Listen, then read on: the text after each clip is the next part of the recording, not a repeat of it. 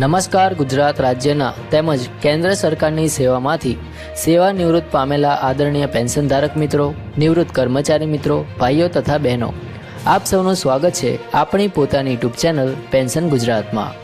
તો મિત્રો, આજનો આ વિડીયો ખાસ દરેક સિનિયર સિટીઝન અને સરકારી કર્મચારીઓ માટે ખૂબ જ મહત્ત્વનો છે, કારણ કે આવતા મહિને એટલે કે માર્ચ મહિનામાં પેન્શન વધારાની સાથે બે મોટી ભેટો મળવાની શક્યતા વ્યક્ત થઈ રહી છે. તો કઈ છે આ બે મોટી ભેટો? પેન્શનમાં કેટલો વધારો થઈ શકે છે અને નવા પગાર પંચ અંગે શું તાજી અપડેટ છે?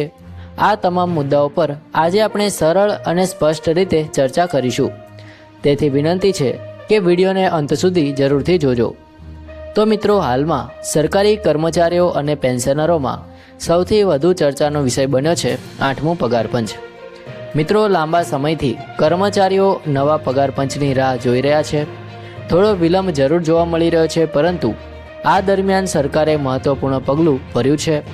સરકારે નવા પગાર પંચ માટે સત્તાવાર વેબ પોર્ટલ શરૂ કર્યું છે. આ પોર્ટલ દ્વારા કર્મચારીઓ અને પેન્શનરોને અધિકૃત માહિતી મળશે અને સાથે સાથે તેઓ પોતાના સૂચનો પણ આપી શકશે. એટલે હવે અફવાઓ પર નહીં, પરંતુ સત્તાવાર માહિતી પર જ વિશ્વાસ રાખવાનો સમય છે. હવે મિત્રો, મોટો પ્રશ્ન એ છે કે નવા પગાર પંચનો અમલ ક્યારે થશે? તો હાલમાં સરકાર તરફથી કોઈ અંતિમ સત્તાવાર જાહેરાત કરવામાં આવી નથી, પરંતુ આશા રાખવામાં આવે છે કે 1 જાન્યુઆરી 2026થી નવા પગાર પંચનો અમલ ગણવામાં આવશે.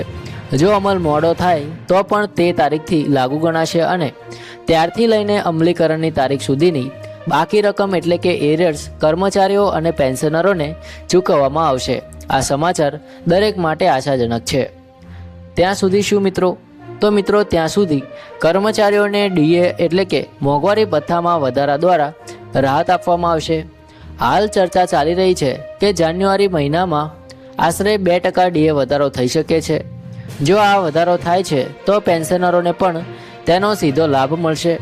જો કે ડીએને મૂળ પગારમાં મર્જ કરવાની માંગ લાંબા સમયથી ચાલી રહી છે, પરંતુ સરકારે હાલમાં તે અંગે સકારાત્મક સંકેતો આપ્યા નથી. હવે મિત્રો, વાત કરીએ ચર્ચિત મુદ્દા એટલે કે ફિટમેન્ટ ફેક્ટર વિશે. તો વિવિધ અહેવાલો અને વિશ્લેષણો મુજબ જો સરકાર 3નો ફિટમેન્ટ ફેક્ટર સ્વીકારી લે છે તો મૂળ પગારમાં નોંધપાત્ર વધારો થઈ શકે છે. ઉદાહરણ તરીકે, જો કોઈ કર્મચારીનો હાલનો મૂળ પગાર 20,000 રૂપિયા છે તો 3ના ફિટમેન્ટ ફેક્ટરથી તે 60,000 રૂપિયા થઈ શકે છે. એટલે કે સીધો 40,000 રૂપિયાનો વધારો મૂળ પગારમાં થઈ શકે છે. જો કે ધ્યાન રાખવું જરૂરી છે કે આ વધારો માત્ર મૂળ પગાર પર જ લાગુ થશે, કુલ પગાર પર નહીં. અને ડીએ ફરીથી 0થી ગણતરી થશે. તેથી વાસ્તવિક નેટ વધારો લગભગ 15થી 20% જેટલો હોઈ શકે છે. મિત્રો, નવા પગાર પંચ અંગે પોતાના અહેવાલ માટે એક મહત્વપૂર્ણ પ્રક્રિયા શરૂ કરી છે. કમિશને માય ગવર્મેન્ટ પોર્ટલ પર 18 મહત્વપૂર્ણ પ્રશ્નો સાથે પ્રશ્નાવલી જાહેર કરી છે. આ પ્રશ્નોનો હેતુ છે કે દેશની આર્થિક પરિસ્થિતિ, મોંઘવારી, સરકારની આવક જાવક અને કર્મચારીઓની જરૂરિયાત વચ્ચે યોગ્ય સંતુલન કેવી રીતે સાધવું. મિત્રો, ફિટમેન્ટ ફેક્ટર શું હોવું જોઈએ? વાર્ષિક ઇન્ક્રીમેન્ટનું માળખું શું હોવું જોઈએ? ઉચ્ચ અધિકારીઓના પગાર કેવી રીતે નક્કી કરવા? આવા મહત્વપૂર્ણ મુદ્દાઓ પર સૂચનો માંગવામાં આવ્યા છે. ખાસ વાત એ છે કે આ પ્રક્રિયામાં માત્ર વર્તમાન કર્મચારીઓ જ નહીં, પરંતુ પેન્શનરો, ભૂતપૂર્વ કર્મચારીઓ, યુનિયનો, ન્યાયિક અધિકારીઓ, શિક્ષણવિદો અને સંશોધકો પણ ભાગ લઈ શકે છે. એટલે કે દરેક હિતધારકને પોતાની વાત રજૂ કરવાની તક આપવામાં આવી છે. જો તમે પણ તમારો મત પ્રગટ કરવા માંગતા હોય તો 16 માર્ચ 2026 સુધીમાં માય ગવર્મેન્ટ પોર્ટલ પર જઈને તમારા સૂચનો સબમિટ કરી શકો છો. ધ્યાનમાં રાખજો કે સૂચનો ફક્ત પોર્ટલ મારફતે જ સ્વીકારવામાં આવશે. પોસ્ટ અથવા ઈમેલ દ્વારા મોકલાયેલા સૂચનો માન્ય ગણાશે નહીં. હવે ફરીથી મુખ્ય મુદ્દા પર આવીએ. તો મિત્રો, માર્ચ મહિનાની સંભવિત બે મોટી ભેટો વિશે. તો પ્રથમ, ડીએમાં વધારો થવાની શક્યતા, જેનો સીધો લાભ પેન્શનરોને મળશે.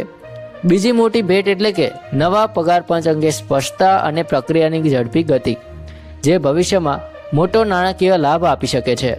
જો 1 જાન્યુઆરી 2026થી અમલ માન્ય ગણાશે તો એરિયર્સના રૂપમાં સારી રકમ મળવાની શક્યતા રહેશે. મિત્રો, આ સમય ધીરજ અને સચોટ માહિતીનો છે. અફવાઓથી દૂર રહીને સત્તાવાર જાહેરાતો પર નજર રાખવી જરૂરી છે. પેન્શન ગુજરાત ચેનલ પર અમે હંમેશા તમારા માટે પ્રમાણભૂત અને સ્પષ્ટ માહિતી લાવવાનો પ્રયાસ કરીએ છીએ, જેથી પેન્શનરો અને કર્મચારીઓને યોગ્ય માર્ગદર્શન મળી રહે.